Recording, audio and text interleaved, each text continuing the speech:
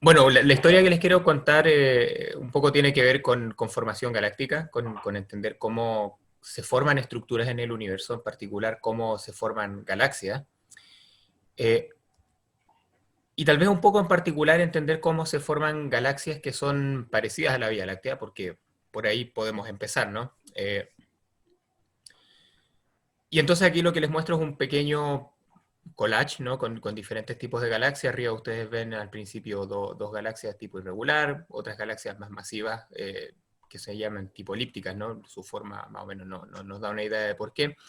Y abajo una cantidad de galaxias de tipo espiral que, como ustedes pueden ver, a pesar de que hay diferencias entre ellas, todas tienen un patrón, una forma que es común y que es el tipo de forma que caracteriza la Vía Láctea. Entonces, en ese sentido, nuestra intención es entender cómo la Vía Láctea se formó, o un poco en general cómo galaxias que son similares a la Vía Láctea se pudieron haber formado.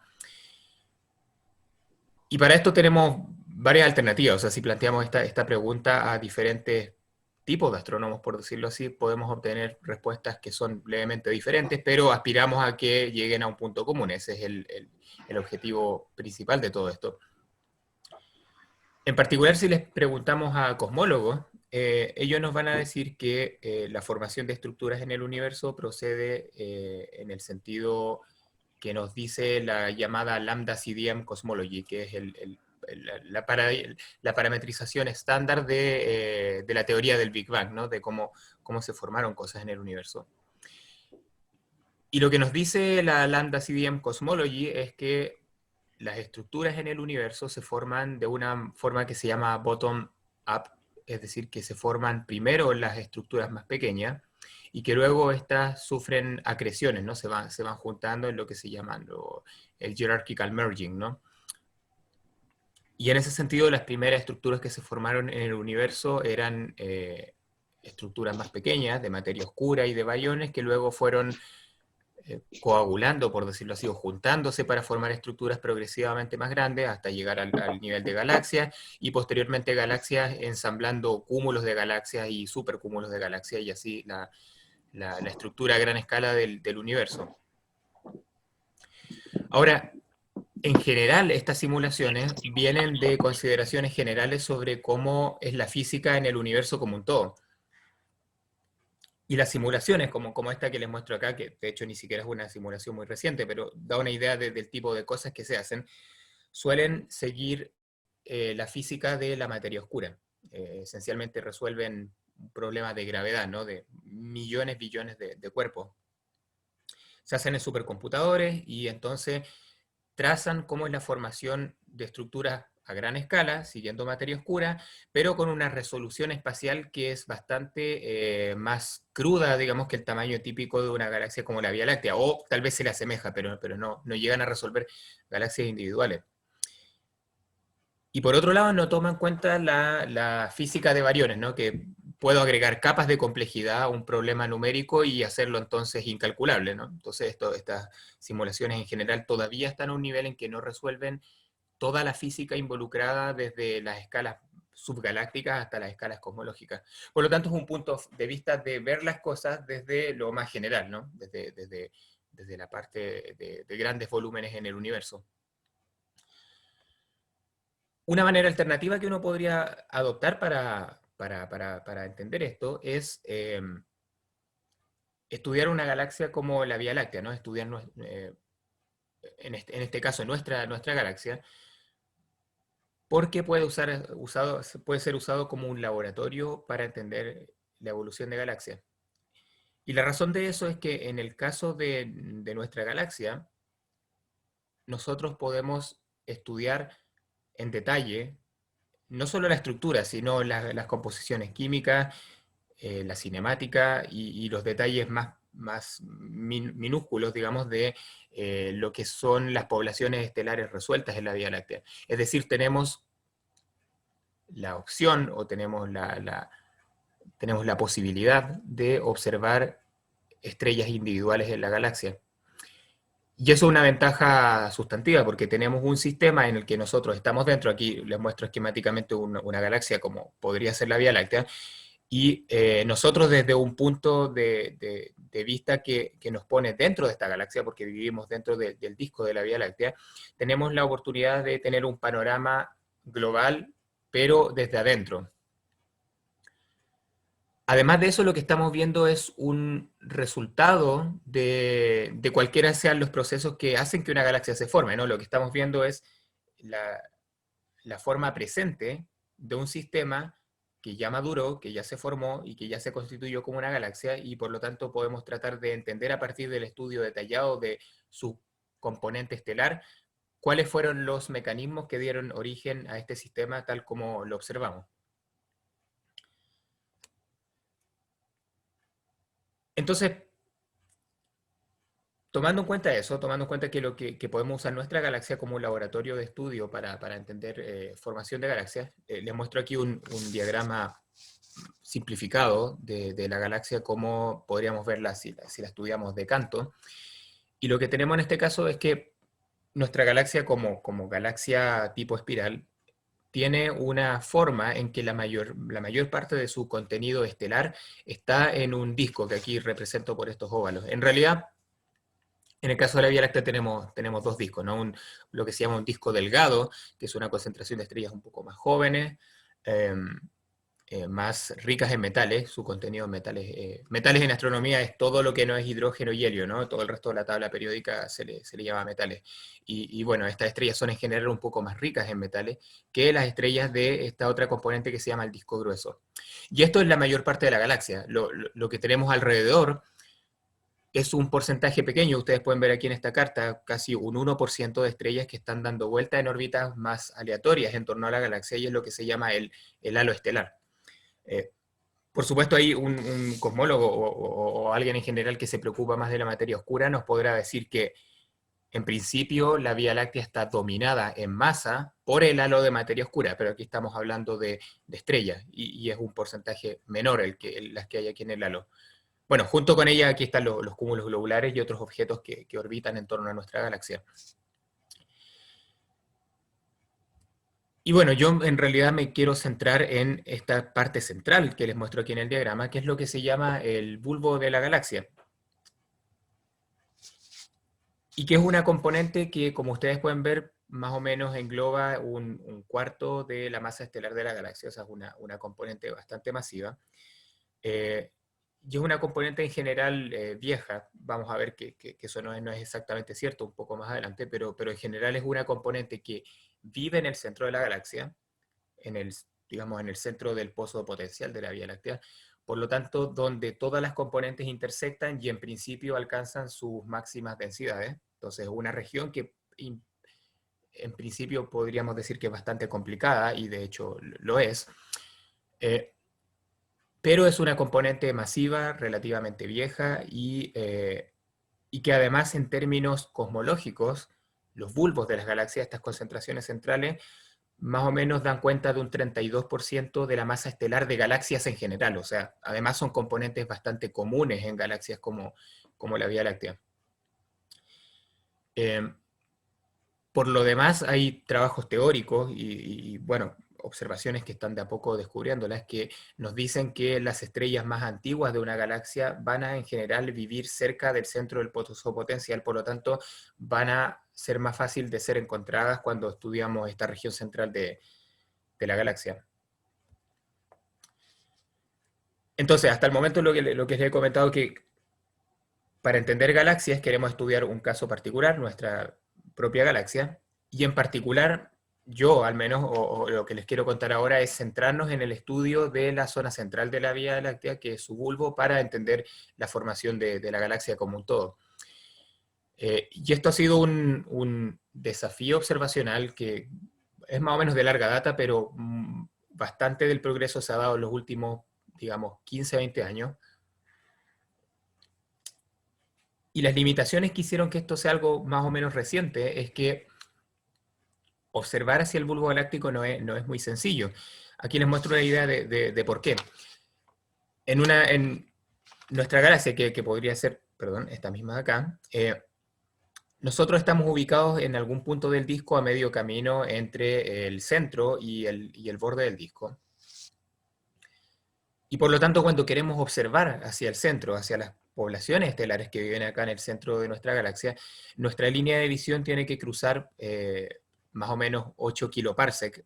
Bueno, esto es una unidad astronómica, pero en años luz es más o menos 30.000 años luz, o sea, una distancia bastante considerable a través del disco de nuestra galaxia, en donde hay otras cosas entre medio, hay otras componentes de nuestra Vía Láctea, en particular el disco donde nosotros estamos, y por lo tanto tenemos un montón de contaminación de foreground que tenemos que ser capaz de separar de nuestras muestras para poder estudiar lo que está acá, ¿no? Lo que está acá en el centro. Además estamos mirando hacia la componente más densa de nuestra galaxia, por lo tanto, incluso cuando llegamos a observar estrellas que están ubicadas a esa distancia, tenemos un problema de crowding en que tenemos que ser capaz de observar estrellas individuales cuando éstas están muy espacialmente empaquetadas. Y esto puede representar un problema instrumental, ¿no? En términos prácticos, cuando quiero hacer espectroscopía de estrellas individuales, es decir, ir y, por ejemplo, poner fibras en estrellas particulares para obtener espectros estelares y así hacer los estudios que uno quiera. Además de eso, tenemos el problema de que en el disco, además de estrellas, toda esta distancia que nuestra línea de visión debe recorrer, además pasa por muchas zonas donde hay gas y polvo, que es típico en las galaxias espirales, y que por lo tanto nos puede ocultar o nos puede impedir ver las estrellas que están más allá. Esto es particularmente cierto cuando observamos en longitudes de onda correspondientes al óptico, que es donde el polvo es más eficiente absorbiendo luz. Y bueno, finalmente hay un problema de muestreo, ¿no? Que prefiero ilustrárselos con esta imagen de acá, donde bueno, esto es una imagen óptica, ¿no? Una imagen óptica de la región en el cielo que corresponde al bulbo de la galaxia. Esto es más o menos mirando hacia la constelación de Sagitario. Y como ven ustedes acá en la escala, esto más o menos corresponde a un área de 30 por 30 grados.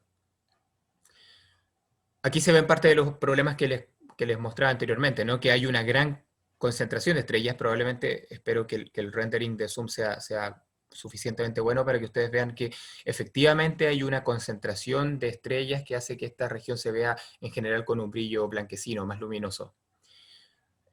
Además, ustedes pueden ver aquí directamente el polvo, ¿no? Estos patrones de polvo que son dramáticamente más complicados cuando miramos en esta región acá que corresponde al plano de la galaxia, o sea, mirando justo hacia el centro de la galaxia, y en el plano es donde el polvo mayormente se concentra y donde, por lo tanto, tenemos mayores dificultades de observar.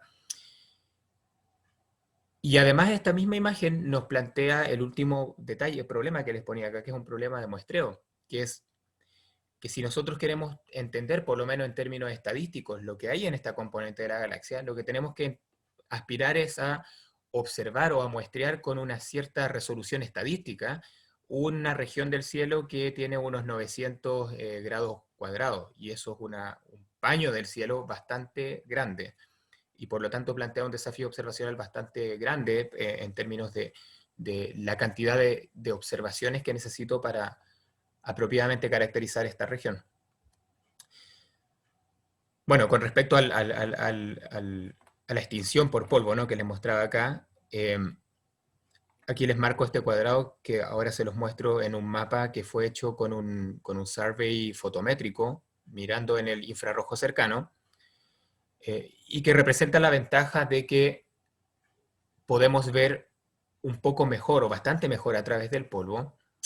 Pero sin embargo, ustedes ven que la región central, el plano de la galaxia, igualmente es una región que incluso con longitudes de onda más largas es difícil de penetrar, es difícil de pasar a través de todo este polvo y observar lo que hay en las partes que en principio podrían ser más interesantes, que es justamente el centro mismo del bulbo y el plano de la galaxia en esta dirección.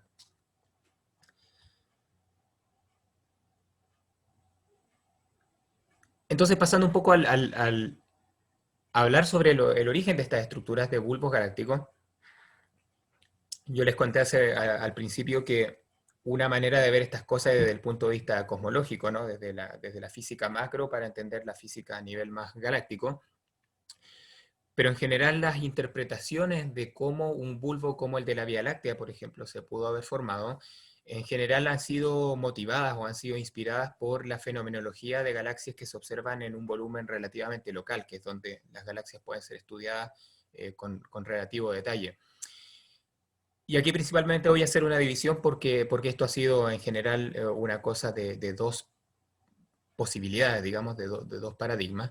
Uno es el de los llamados bulbos clásicos, que son en general estructuras o son bulbos galácticos que se piensa que se formaron justamente en el sentido que nos dice el lambda CDM, o sea, como estructuras que se construyeron a partir del merger de subunidades que se fueron juntando rápidamente, o sea, fueron acretando y formaron una estructura prominente, relativamente extendida, con una cinemática caliente, ¿no? Porque al final la energía potencial de estos objetos cayendo se transforma en movimiento aleatorio de ellos y forman una estructura relativamente isotrópica, que además en general se supone que es bastante vieja y que tendría gradientes de metalicidad.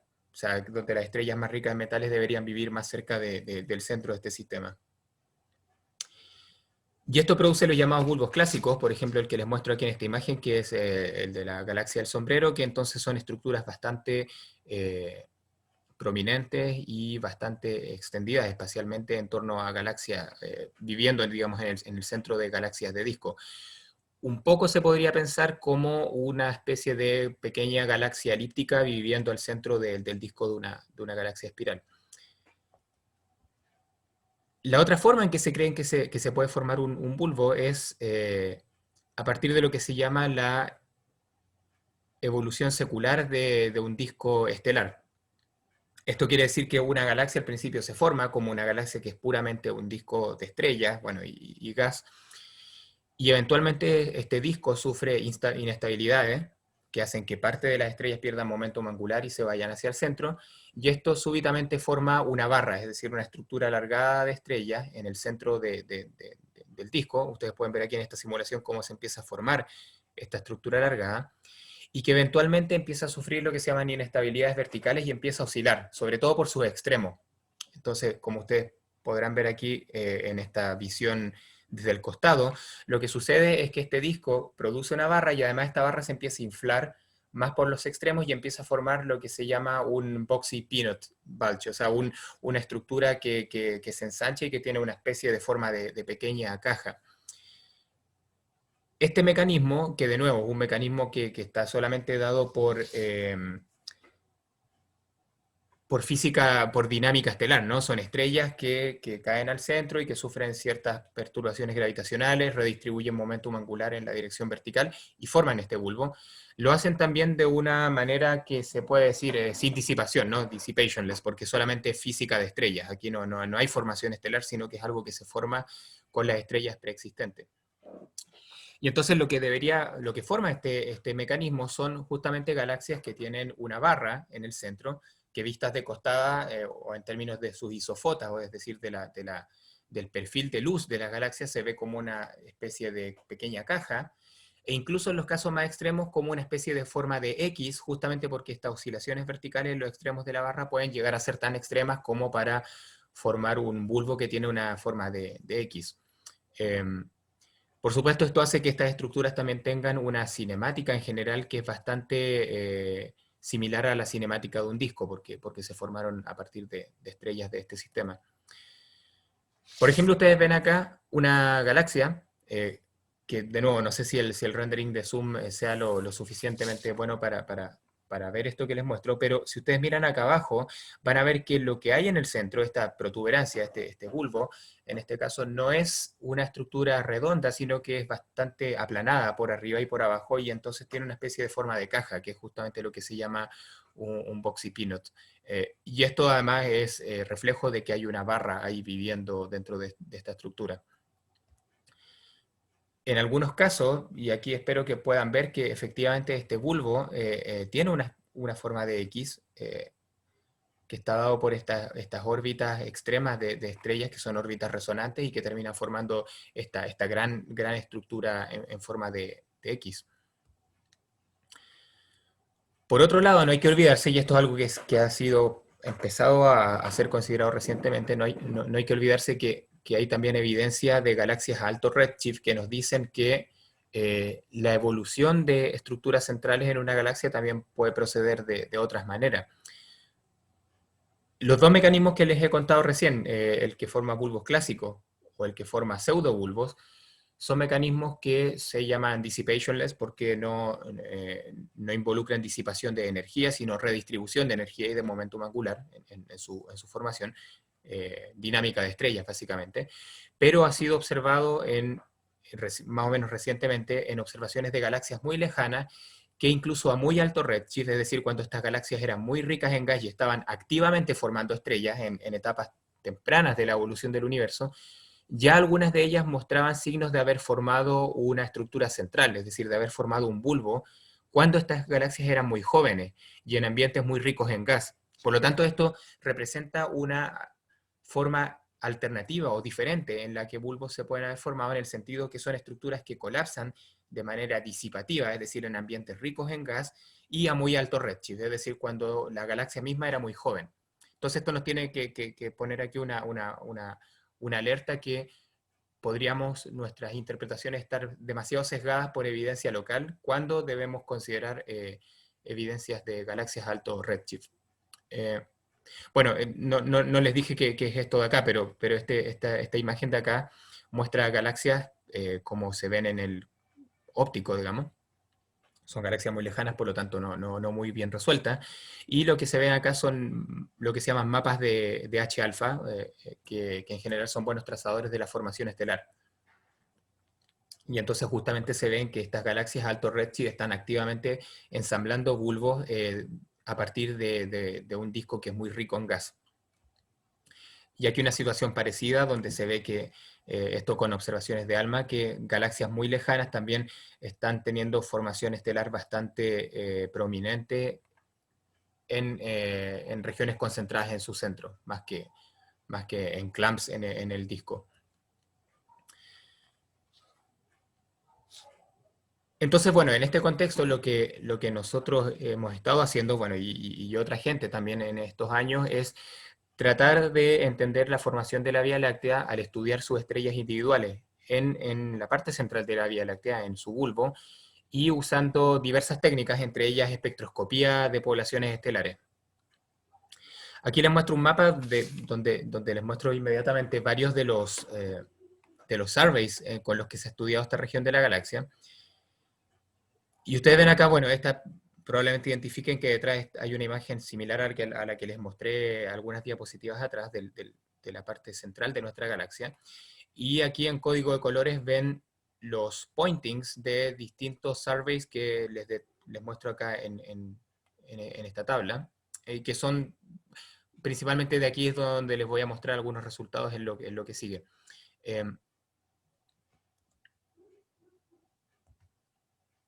Lo importante de esto, y bueno, y la razón por la que se observan estrellas en el bulbo usando las técnicas de espectroscopía es porque nos proveen bastante información acerca de las estrellas que estamos observando. Y esto está en el corazón de lo que se llama la arqueología galáctica, que es justamente una disciplina o una forma de estudiar estos sistemas que pretende entender cuáles fueron las condiciones de formación de una galaxia, los procesos físicos que originaron una galaxia, al estudiar las estrellas más viejas que conforman estas poblaciones estelares.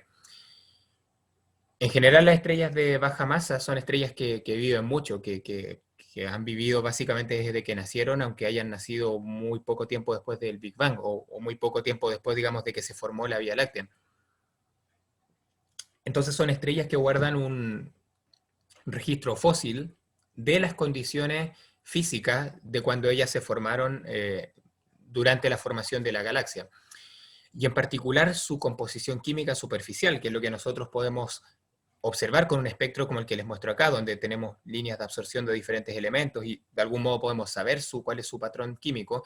Ese patrón químico es preservado a lo largo de esta larga vida que tienen estas estrellas y por lo tanto podemos usarlo como fósiles para reconstruir la historia pasada de eventos que ensamblaron la Vía Láctea. Esa es la idea central de lo que se llama la arqueología galáctica. Entonces, hablando de nuestro propio bulbo, desde más o menos los 60, de hecho, las primeras indicaciones son de los años 60 efectivamente, se sabe o se sospechó fuertemente que la Vía Láctea o nuestra galaxia podía contener una barra, y las primeras evidencias vienen de física de gas. Les muestro aquí un diagrama de lo que se llama el diagrama LB, que eh, es un plot básicamente que nos muestra la velocidad de nubes de gas con respecto a la longitud galáctica. La longitud galáctica es, ¿no? En este caso, esta coordenada acá, ¿no? La coordenada a lo largo del disco de la galaxia, mientras que la latitud galáctica es la coordenada a partir del disco, ¿no? Hacia arriba o hacia abajo, por decirlo así. Se los comento por si no lo tienen ubicado, porque voy a hablar continuamente de longitud y latitud. Entonces, este plot de acá, la forma de este plot, que es una especie de 8 y esta forma peculiar que ustedes ven, se reproduce bastante bien por modelos que consideran la cinemática de gas, que es el que es trazado, ¿no? Por estas moléculas, en este caso CO. Eh, esta forma es bastante bien reproducida en modelos que justamente simulan la dinámica de gas en presencia de una barra, ¿no? De un potencial de barra. El tema es que al parecer los radioastrónomos no conversaban mucho con los astrónomos que hacían poblaciones estelares, así que esta información más o menos no repercutió tanto hasta que se comenzó a descubrir desde otros puntos de vista que la Vía Láctea podía contener una barra. Aquí les muestro un trabajo ya de mediados de los 90 con el satélite, con datos de TIRBE, ¿no? Del satélite COBE, que nos muestran justamente las isofotas, aquí nuevamente un plano como del cielo, ¿no? Longitud y latitud galáctica. Y ustedes pueden ver que las isofotas de la región del bulbo son efectivamente lo que se dice boxy, ¿no? No son efectivamente redondas, sino que tienen esta pequeña forma de caja, que nuevamente nos indica que potencialmente estamos viendo una barra de costado. Y bueno, así hay un montón de evidencias que fueron acumulándose. Aquí les muestro otra del año 2013, en que usando un survey fotométrico masivo, que se llama el BBB, el Vista Variables in the Vía Láctea, mostró que efectivamente se podía descomponer la distribución de densidad. Aquí la ven de nuevo en el plano longitud versus latitud. Primero como una boxy shape, y vista desde arriba, o sea, esto ya de proyectado como una distribución elongada en forma de barra. O sea, efectivamente se estableció que el bulbo contenía una barra. Es más, desde estudios un poco más detallados, y partiendo por este estudio de Socali y McWilliam en el año 2010, se descubrió que más que una barra, o sea, es una barra, pero además estamos viendo un caso extremo de barra, en que esta barra osciló para transformarse en una X-shape. O sea, nuestra galaxia efectivamente contiene una estructura con forma de X, como la que les mostré hace un rato atrás en una imagen de una galaxia externa. Lo que ustedes ven acá es una tomografía que se hizo usando datos del BBB. Esto imagínense ustedes que es como ver la galaxia desde arriba en varias capas, ¿no? Verticales.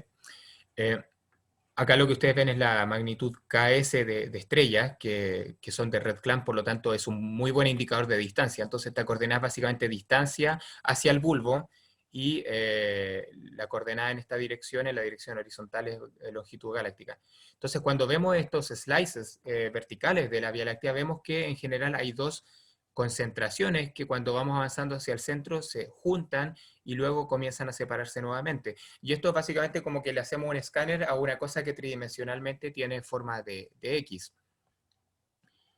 Tal vez sea un poco más claro, y espero aquí nuevamente que la transmisión por Zoom me acompañe, eh, que una decomposición de la densidad estelar vista ahora en el plano del cielo, es decir, nuevamente longitud versus latitud galáctica, revela que efectivamente, y aquí no sé si vean el perfil, pero que efectivamente hay una concentración de estrellas al centro de la Vía Láctea con forma tridimensional de X.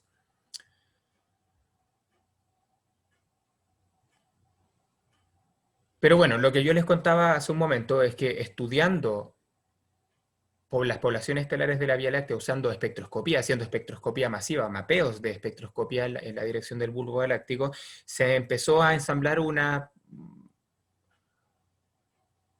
panorama, digamos, de las poblaciones estelares que no es que necesariamente entre en conflicto con esto que les acabo de mostrar, pero que lo vuelven un asunto un poco más complicado. me refiero a eso inmediatamente. Quisiera partir primero por este estudio del año 2008 en que se midió la metalicidad de estrellas en tres campos diferentes del bulbo. Aquí ustedes ven nuevamente ordenados en términos de latitud, es decir, este campo está más cerca del bulbo, del plano del bulbo, este un poco más alejado y este más alejado hacia afuera, digamos, verticalmente. Y lo que se descubrió es que había un pequeño gradiente de metalicidad, que, como les conté hace un rato atrás, es una de las cosas que uno espera observacionalmente encontrar en un bulbo que se formó mediante procesos violentos de merging, ¿no? Lo que sería un bulbo clásico. Por otro lado, y perdón que fue algo bastante obvio que olvidé mencionar, que el hecho de observar una barra en el bulbo nos dice muy fuertemente que probablemente la formación del bulbo es una formación secular, ¿no? A partir de la evolución secular del disco. Por lo tanto, ya hasta este punto tenemos dos piezas de evidencia que un poco nos dicen cosas contrarias, ¿no? Que el bulbo se formó de forma clásica, pero parece que también tiene una barra, por lo tanto tiene una formación de origen secular. Un par de años después de este estudio, bastante pionero en el estudio espectroscópico de poblaciones del bulbo, se descubrió en adición, esto observando un campo particular en el bulbo, pero con más detalle y con mayor cantidad de estrellas, que la distribución de metalicidad, esto que ustedes, este histograma donde ustedes ven, y perdón, aquí pueda que me haya olvidado de mencionarle algo importante, esto que hay acá es Fe sobre H, es la metalicidad, es el contenido metálico de estrellas en que el Sol estaría parado acá en cero, estas son estrellas que tienen más contenido metálico que el Sol, y hacia abajo estrellas que tienen menos contenido metálico que el Sol, en una escala, estos son grados decimales. Y entonces lo que se hace es estimar la distribución de metalicidad de un grupo de estrellas que uno vea en alguna dirección del bulbo. Bueno, lo que se encontró es que el bulbo aparentemente es bimodal, es decir, podría ser explicada la forma de su distribución de metalicidad por la composición de dos poblaciones que aquí las ven ustedes separadas. Y esto comenzó a ser el caso en estudios que hicieron observaciones en más campos en diferentes direcciones del bulbo galáctico. Aquí les muestro un mapa relativamente reciente, pero esto fue algo que se fue construyendo a partir fundamentalmente del 2010, 2011, que se empezó a observar hasta el año 2017, que las observaciones prácticamente terminaron, que es la observación en varios campos del bulbo. Aquí están ordenados en términos de su posición en el cielo, ¿no? Longitud galáctica, latitud galáctica, es decir, estos campos de acá son más cercanos al plano de la galaxia. Esto es desde uno de los surveys que les mencioné hace un momento, el Gaia ISO Survey, y donde se ve que efectivamente la distribución de metalicidad del bulbo es bimodal en prácticamente todos los casos, excepto donde la estadística es muy baja, pero aún así ustedes pueden ver que pareciera haber una especie de forma bimodal. Y además, donde se ve que a medida que nos acercamos al plano de la galaxia, las estrellas metal rich tienden a ser dominantes. Ustedes ven acá que el peak metal poor es más dominante, y a medida que nos movemos hacia el plano, las estrellas metal rich en términos relativos pasan a dominar la composición de la población estelar que observamos en esa dirección. Por lo tanto, esto nos dice dos cosas: que aparentemente el bulbo tiene dos componentes, por lo menos desde este punto de vista, y que tienen una distribución espacial diferente en donde las estrellas metal rich están más concentradas hacia el plano. Una imagen similar nos ofrece este otro survey, que también es de los que les mostré en la carta unas diapositivas atrás, que se llama el Gibbs Survey, y que con otra cantidad de campos, aquí también estos están ordenados un poco como se ven en el cielo, nos muestra la misma idea, que la distribución de metalicidad del bulbo es bimodal y que las estrellas metal rich dominan cerca del plano de la galaxia.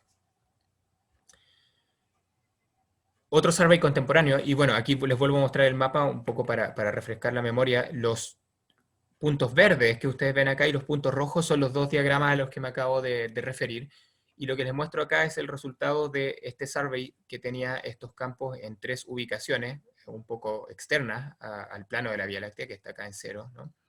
Y que nos muestran una imagen un poquito más complicada, en que al parecer no son dos, sino tres componentes. pero de todas maneras hay una componente metal rich y una componente metal poor que o bien es una o bien es dos componentes. Eso voy a comentar un poquito más sobre eso hacia el final, pero bueno, es una imagen un poco más complicada del asunto.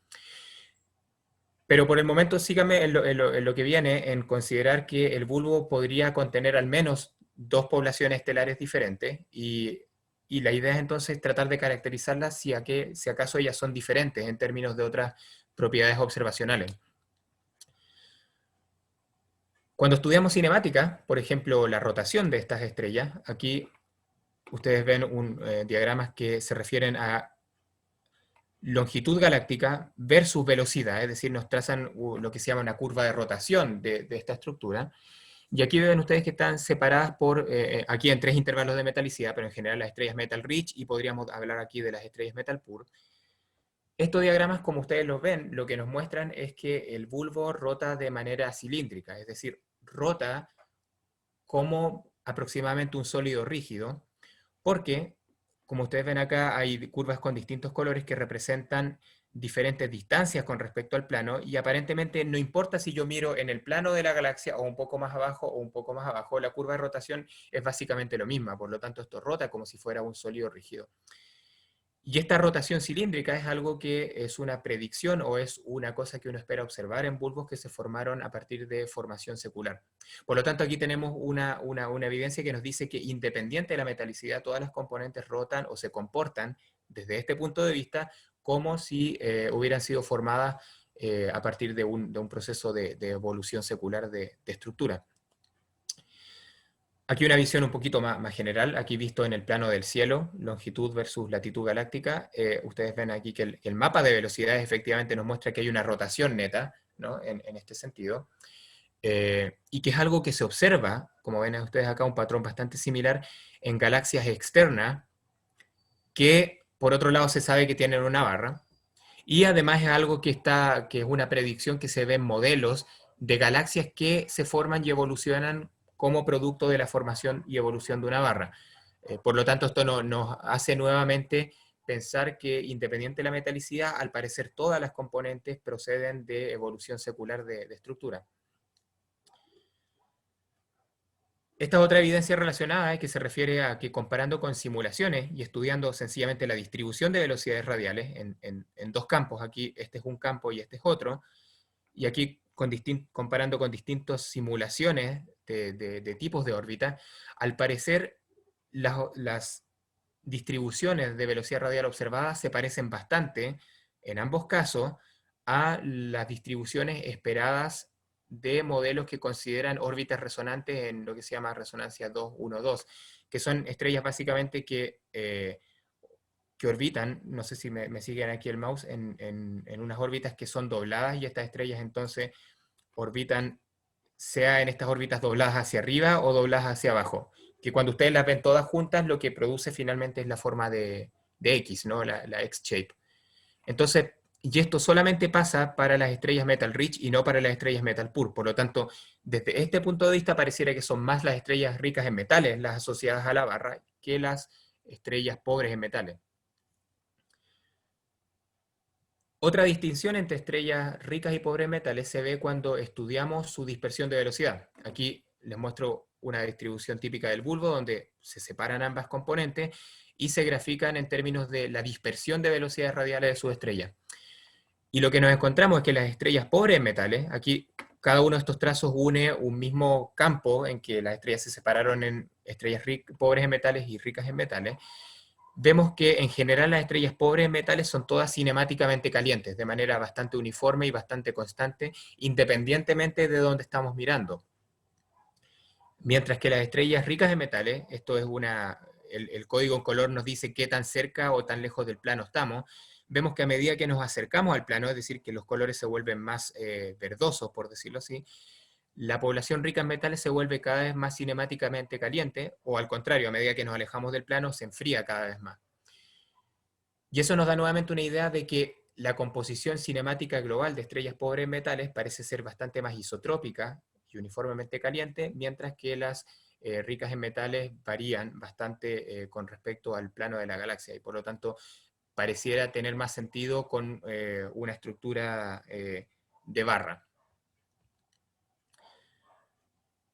Adicionalmente, si miramos nuevamente estos mapas en donde yo les mostraba hace un rato que vistos con estrellas de tipo red clamp, que son standard candles, o sea que son buenos indicadores de distancia, uno ve que el bulbo se separa en dos protuberancias que son las, digamos, las patas de la X-shape.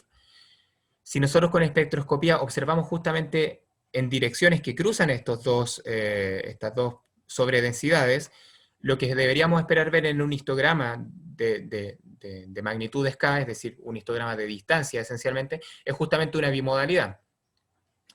Lo que nos encontramos cuando separamos las estrellas en metalicidades, aquí ustedes ven en negro lo que serían las estrellas pobres, ricas en metales, y en azul las estrellas pobres en metales, lo que vemos es que en todas las direcciones donde nuestra línea de visión intersecta, por ejemplo, notablemente acá, intersecta los dos pics de densidad global, solamente esta bimodalidad es reproducida por las estrellas ricas en metales. Por lo tanto, espacialmente, pareciera que las estrellas ricas en metales son las que siguen la X-shape, mientras que las estrellas pobres en metales siguen una distribución bastante más homogénea en el espacio. Entonces, nuevamente, vemos una diferencia en términos de distribución espacial entre estrellas pobres y ricas en metales. Esto mismo se puede ver si consideramos, y por eso les muestro este diagrama acá, si consideramos el perfil de densidad estelar del bulbo en el cielo, como visto en el cielo, ¿no? Esto es longitud versus latitud galáctica.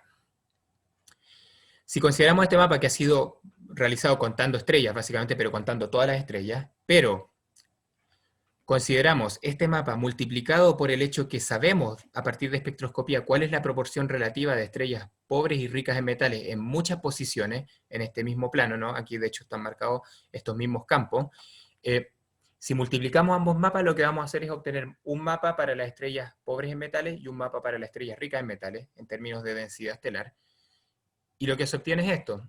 Y aquí vemos que las estrellas ricas en metales tienen una distribución en el cielo, una distribución de densidad estelar, que es bastante boxy, ¿no? Tal como lo podríamos esperar de un bulbo cuya evolución procede de la evolución secular del disco formando una barra. Mientras que por otro lado podemos ver que las estrellas pobres en metales se distribuyen de una manera bastante más isotrópica en el cielo, lo que nos da un poco la indicación de que su proceso de formación no está asociado a la presencia o a la formación de la barra. Bueno, aquí les muestro unas últimas cosas antes de detenerme. Cuando se ha logrado estudiar o determinar la edad de estrellas, esto no es un negocio muy sencillo, pero en algunas circunstancias se pueden determinar la edad de estrellas directamente.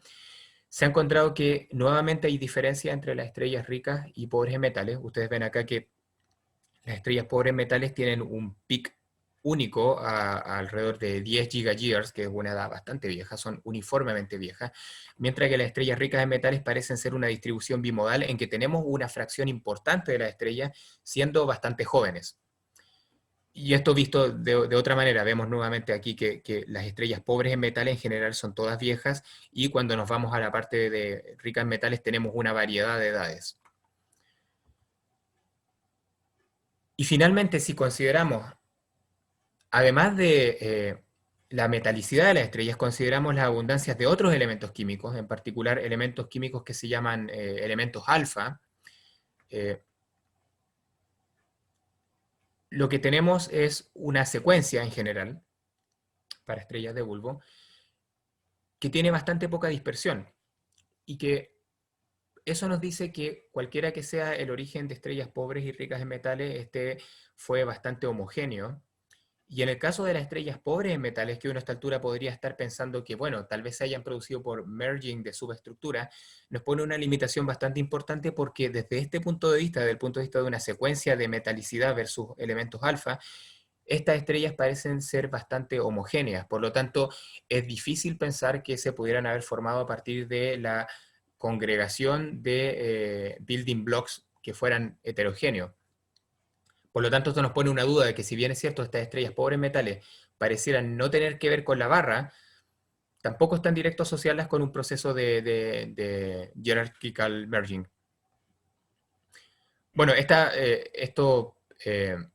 estructura, digamos, o esta secuencia en este plano, tiene un quiebre, aquí se los muestro gráficamente, que tiene que ver, la posición de este quiebre en metalicidad tiene que ver con la tasa de formación estelar a la que se formó el sistema. Si esto que se llama la rodilla sucede a más altas metalicidades, significa que el sistema se formó más rápido. Y si esto sucede a metalicidades más bajas, significa que el sistema se formó de manera mucho más lenta. Entonces, bueno, antes de mostrarle eso, les quiero mostrar este diagrama. Bueno, disculpen, este mismo track, esta misma distribución de estrellas en este plano nos dice, cuando comparamos con modelos de evolución química, que por lo menos la parte metal puro o todo el bulbo en general se formó bastante rápido, o sea, en escalas de tiempo de menos de 1 gigayear ya se habían formado todas estas estrellas. Por otro lado, cuando las comparamos con otras componentes de la galaxia, como el disco delgado o el disco grueso, aquí en colores ven ustedes la tendencia central de lo que es este mismo diagrama, pero para el disco grueso de nuestra galaxia y para el disco delgado, vemos que a priori el bulbo, que son los puntos negros, se parecen bastante al disco grueso, coinciden más o menos en su posición en este diagrama. Por lo tanto, hay una similitud química a priori entre estas dos estructuras.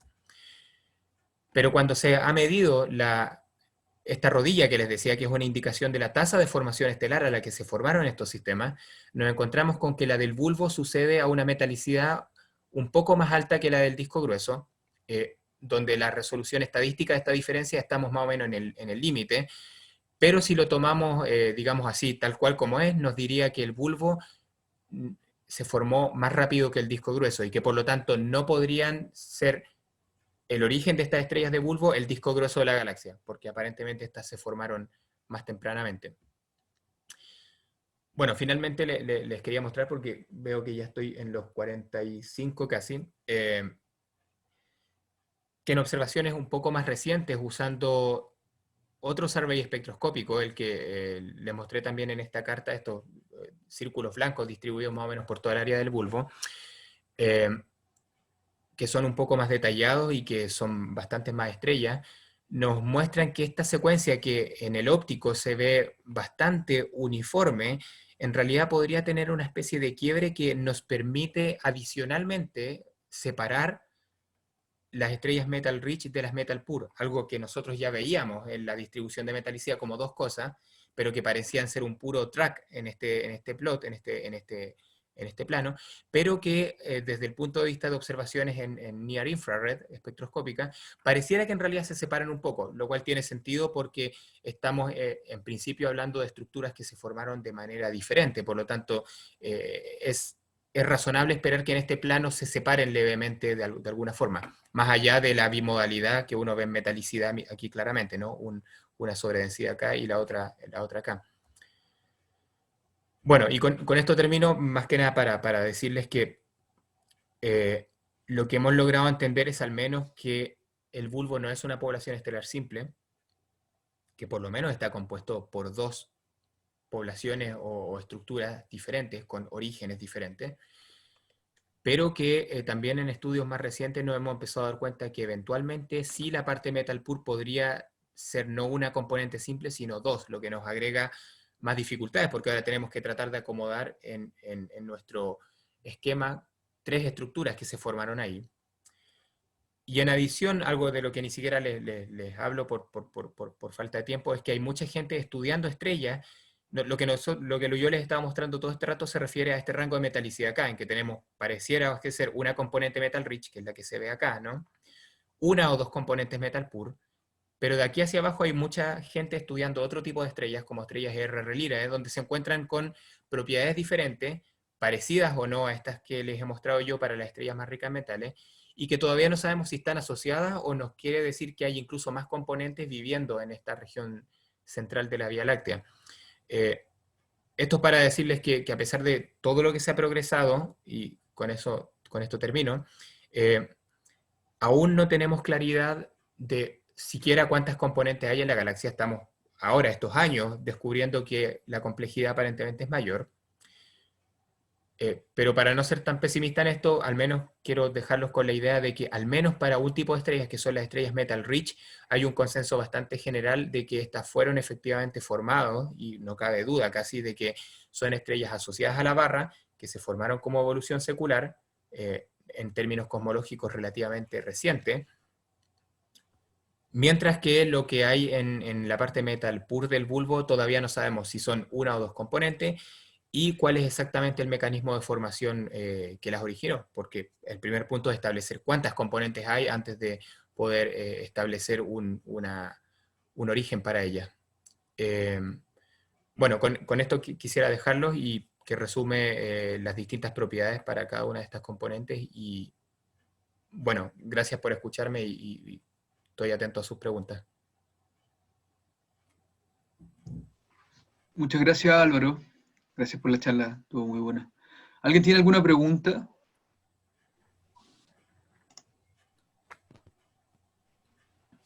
Andrés, no te escuchamos.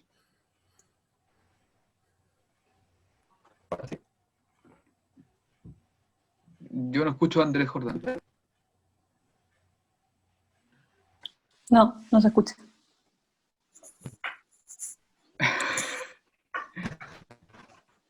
Me manden las preguntas por el chat. Sí, eso voy a hacer. Algo pasa con tu micrófono porque se escucha como cortado. Sí. Quizá por mientras puedo yo hacer un par de preguntas. Ya, dale nomás, adelante. O sea, son quizás dos súper puntuales. Tú hablaste de que estos estudios lo hacen en Hola Álvaro, primero. Gracias. Hola. Es que tuve problema al principio al principio de la charla con el audio y me la perdí al principio, tuve que reiniciar el computador. Ahora sí, la pregunta. Hablaste de estrellas de baja masa. ¿Podría definir un poco eso? Si son estrellas tipo M o son simplemente solares. Son estrellas en general tipo F, G y K. M no, prácticamente, porque esas son muy poco masivas y además tienen otro tipo de complicaciones. Son estrellas en general tipo masa solar hasta 0,8 masas solares, una cosa así. Son estrellas en general que como viven alrededor de 10 gigaños como estrella de secuencia principal, cuando uno las encuentra en forma de gigantes rojas, son estrellas de 11, 12 gigayears. Pero en general sí, son estrellas entre tipo F, G y K. M muy poca porque tienen complejidades adicionales por la actividad cromosférica y otras cosas que complican el estudio espectroscópico. Y en general, aquí la mayoría, esto es algo que tal vez no mencioné, directamente. La mayoría de los estudios que se han podido hacer ahora son con estrellas gigantes. O sea, yo les mencioné al principio cuando les mostré la carta de los surveys. De hecho, permítanme rápidamente llegar ahí. En general, los estudios que se han hecho del bulbo son con estrellas gigantes de este tipo, porque son estrellas brillantes, ¿no? Que podemos ver a 8 kiloparsecs de distancia. Y pocos estudios se han logrado hacer con estrellas enanas. En particular les mostré cuando les hablé de las edades de uno de estos estudios que usó microlentes gravitacionales para poder observar estrellas enanas a esta distancia, que de otro modo son inalcanzables. Probablemente con el ILT vamos a poder estudiar estrellas enanas directamente, que creo que sería lo ideal en esta región, pero por el momento son gigantes, tipo RGB o Red Clamp. Perfecto. Y un poco relacionado con eso, hiciste un estudio, o mostraste un estudio en la diapositiva 31 acerca de las edades. ¿Cómo las determinas ahí? Claro, mira, voy para allá. Aquí son dos tipos distintos. Uno, que es el diagrama de acá de la izquierda, son edades que fueron determinadas a partir del Survey Apogee, que es, perdón, voy a tener, para ser más gráfico, el Survey Apogee son todos estos campos que están en color blanco, que se han observado desde el hemisferio norte y desde el hemisferio sur, observando con telescopios de 2,5 metros, en general el DuPont y desde el Apache Point Observatory en el norte. Y son espectros observados en Near Infrared, en lo que se llama la banda H espectroscópica. Bueno, eso con la ventaja de que podemos ver a través del polvo, etcétera, ¿no? Tiene varias ventajas y por eso se observa en el infrarrojo cercano. Y lo que se ha hecho en el contexto de este proyecto del Apogee es medir edades basados en abundancia de carbono, nitrógeno y oxígeno. Hay gente que se ha dedicado a hacer calibraciones con muestras de estrellas que fueron observadas en Apogee, o sea, con espectros en infrarrojo cercano, y que en paralelo se tiene información asterosismológica, de Kepler en particular. Y usando esta información se han calibrado relaciones entre la abundancia para estas estrellas gigantes en un rango de temperatura y gravedades superficiales limitado, ¿no? Pero en un rango limitado se han calibrado relaciones entre la abundancia de estos elementos químicos y la edad de las estrellas, o la masa en general, ¿no? Y a partir de ello se ha podido determinar la edad para estrellas de bulbo y se hacen diagramas como este. En el caso de la derecha, estas son estrellas enanas, es lo que mencioné hace un minuto, que hubo un proyecto en que se observaron enanas en el bulbo cuando estas eran amplificadas por eventos de microlensing. Entonces, justo ahí se fueron y se observaron estas estrellas. Se alcanzaron a observar alrededor de 100, 97 estrellas en total, a través de 4 o 5 años de observaciones. Y entonces, como son estrellas enanas, se hace lo que se llama el isochrone fitting, que es usar modelos teóricos para comparar con las observaciones de enanas y entonces estimar edades. Entonces son dos métodos diferentes, pero que más o menos dan la misma respuesta, por lo tanto nos dan a entender que tan equivocados o tan sesgados no pueden estar estos resultados. O sea, ¿y con los dos métodos se obtiene como la distribución bimodal o el mismo resultado en el fondo? Claro, bueno, acá estas no son demasiadas estrellas. En el lado de acá por lo menos se ve que si tú te fijas entre, digamos, menos 0,4 y 0,5, o sea, lo que ya es la parte más metal rich, efectivamente las estrellas se distribuyen en un rango bastante grande de edades, ¿no? Entre 2 y, bueno, 12 o más gigayears. Mientras que las estrellas metal pura, acá en la parte inferior del diagrama, son en general todas bastante viejas, que es más o menos la misma imagen que se ve al lado izquierdo, ¿no? Así que sí, en ese sentido son bastante compatibles los dos resultados. Y ahora como una pregunta quizás más general y quizás no haya respuesta. O sea, la estructura del bulbo en general, ¿se ha encontrado, o sea, hablando quizás para otras galaxias, ¿se ha encontrado que tenga algún efecto en el disco de la galaxia, por ejemplo? O sea, diferentes propiedades del bulbo indican que el disco va a tener otra estructura o algo así. Y relacionado con esto, pensándolo un poco quizás, porque por el lado de física estelar, se ha encontrado que el Sol es raro en comparación con las otras estrellas tipo Sol, de masa solar. Es mucho menos activa. Y eso lo hace como especial a nuestro Sol en particular. Entonces, ¿hay algo especial de esta galaxia con respecto a las otras galaxias espirales de la vecindad? Suponemos que no, o sea, parte como le mostré al principio, parte de este paradigma de bulbos clásicos y pseudobulbos, ¿no? Estos que se forman como barra, viene justamente de la observación de galaxias relativamente locales, o sea, de la morfología de galaxias locales. De hecho, hay un paper famoso, Kormendia en Kennywood 2004, que es el paper que inició toda esta taxonomía de galaxias locales, asociándole entonces orígenes o mecanismos físicos de formación diferentes. Y en general entonces lo que se encontró a posteriori es que la Vía Láctea, por ejemplo, pareciera corresponder a una galaxia tipo Boxy porque tiene una barra que además tiene forma de X. Entonces, en general, a nivel cualitativo, no es que nuestra galaxia parezca ser un caso muy particular. Tal vez podría contrarresponder, ¿no? De que, bueno, parece que la Vía Láctea tiene dos componentes, ¿no? Y mientras que desde el punto de vista de las galaxias locales pareciera que las galaxias o tienen una barra o tienen un bulbo clásico. O algún otro bulbo, ¿no? Llamémoslos no clásicos, pero no, que no es una barra.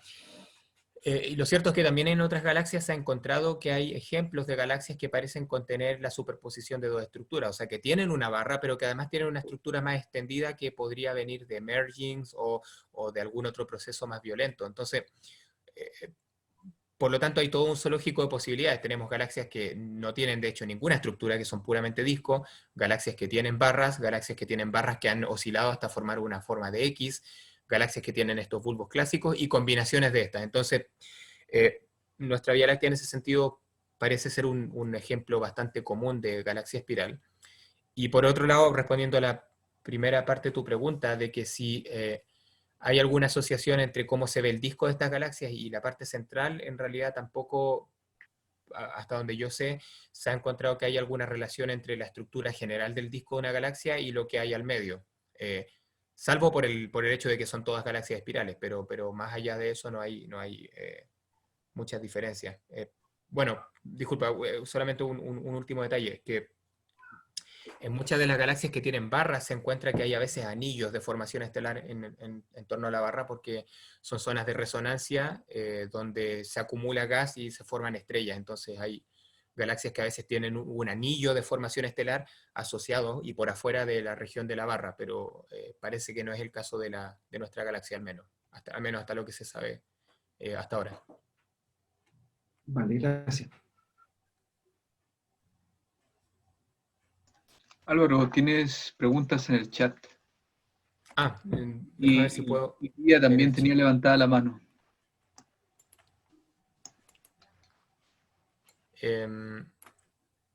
Son dos preguntas en el chat.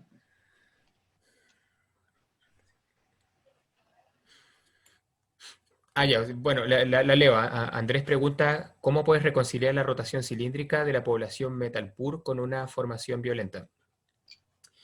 Bueno, es que ahí viene lo que yo les comentaba al principio, que esta hipótesis como formación de un bulbo clásico, o sea, la típica interpretación de cómo se forma un bulbo clásico como mergers, efectivamente nos da como resultado una estructura que tiene una estructura cinemática bastante isotrópica, eso es cierto. Lo que yo les comenté en algún punto a la pasada, de hecho, justamente sobre este diagrama que ustedes ven acá, es que a mi entender, y a entender de algunas otras personas últimamente, es que probablemente la parte metal pur del Bulge no se formó como producto de merger jerárquicos, porque justamente uno esperaría una dispersión en la química mayor a la que es observada. Entonces, probablemente esta componente central sí se formó de forma violenta, pero no por mergers. Puede haber sido, por decirlo así, un colapso disipativo, o sea, una región de gas que colapsó rápidamente en estrella, o podría ser, como algunas otras personas dicen, la formación secular del disco grueso de nuestra galaxia, y que como inicialmente era más cinemáticamente caliente, terminó siendo reproducido en el centro de la galaxia como una estructura con menos cinemática parecida a la de la barra, pero aún así procedente del disco. Hay todavía todo un debate de dónde viene esta estructura. Por otro lado, aún si esto fuera un bulbo formado de manera violenta, o sea, un bulbo que inicialmente era una estructura isotrópica cinemáticamente, hay estudios que han mostrado que una barra suficientemente prominente puede transferirle momentum angular a un bulbo clásico inicialmente existente y podría hacer que comenzara a rotar un poco. Entonces, también es posible que este bulbo se pudiera haber formado de manera violenta, pero que haya recibido algo de momentum angular de la barra que se formó posteriormente. Esa sería una manera de conciliar estas dos observaciones discrepantes a priori. Y bueno, Rafael pregunta ¿por qué se da que las estrellas más antiguas no son metálicas y las más nuevas sí? Bueno, eso tiene que ver, de hecho, casualmente, justamente con este diagrama perdón, pero no tuve tiempo de explicárselos más en detalle. Es que, bueno, la primera respuesta es decir que la metalicidad es un proxy de la edad. Mientras más tiempo pasa y se van formando estrellas, más metal rich estas son y por lo tanto son más jóvenes. La razón de esto es que las poblaciones estelares evolucionan produciendo o sintetizando elementos químicos más pesados, ¿no? Durante sus vidas, que luego, cuando algunas de ellas, las más masivas, explotan, las liberan al medio interestelar. A partir de este gas se forman poblaciones estelares o las estrellas de la siguiente generación, y este medio interestelar se va enriqueciendo progresivamente con el tiempo. Es lo que ha producido la evolución química cósmica. En particular hay el juego de dos poblaciones distintas, de estrellas, o de dos tipos de explosiones distintas. Una son las supernovas de tipo 2, que son estrellas masivas que al final de su vida explotan, y que fundamentalmente producen lo que se llaman alpha elements, o sea, estos elementos que están aquí en el eje vertical, y una cantidad de metales, pero de manera constante. Entonces, esto Cuando nace un sistema estelar, las primeras estrellas que explotan, que son las más masivas, son las supernovas tipo 2, y entonces comienzan a enriquecer en metalicidad el medio interestelar, por lo tanto la metalicidad empieza a incrementar, pero la fracción de elementos alfa se mantiene constante, porque estas estrellas los producen en una razón que es constante. Algún tiempo después de que se forma un sistema estelar, empiezan a explotar las estrellas que se llaman las supernovas tipo 1A, que producen fundamentalmente hierro y casi nada de elementos alfa. Entonces, cuando estas comienzan a explotar, empiezan a bajar la proporción de elementos alfa a metales, digamos, a fierro. Y entonces por eso que esta secuencia se dobla hacia abajo. Pero en general, ambos tipos de estrellas producen siempre metales. Por lo tanto, mientras más alto es el contenido metálico de una población estelar, sabemos que son estrellas que se formaron más recientemente. Y esa es la relación con edad que uno encuentra entre estrellas metal rich siendo jóvenes y estrellas metal poor siendo viejas en general. Es sencillamente porque el universo ha tenido una evolución química. Y dejemos la última pregunta para Pia. Hola Álvaro. Hola. Oye, en algún minuto falló un poco mi internet y creo que no alcancé a entender, porque tú mostraste uno de estos mismos gráficos de los alpha elements, pero para Apogee, y se veía distinto, y no alcancé a entender por qué. Sé que Apogee en infrared, y por supuesto medir... ¿Son las mismas estrellas? Sí, pues. No. O sea, son estrellas de bulbo en ambos casos, pero son estrellas diferentes. Ya, ¿y por qué se ve tan distinto a las otras? A la otra Bueno, alfa... es distinto, pero no tan distinto. O sea, claro, como tú bien dices, lo que se ve acá es que efectivamente uno ya ve dos secuencias y eso tiene que ver con que hacer espectroscopía de estrellas es magia negra. O sea, es bastante complicado. Bueno, como tú también sabes, ¿no? Hacer espectroscopía. No, sí. Y entonces hay problemas de repente a varios niveles en cómo se estiman las abundancias de elementos químicos. Y pequeños problemas técnicos pueden llevar a pequeños errores en la medición de abundancias que al final terminen inflando nuestras incertezas y haciendo que algo que eventualmente eran dos secuencias terminen pareciendo más bien una. Esto...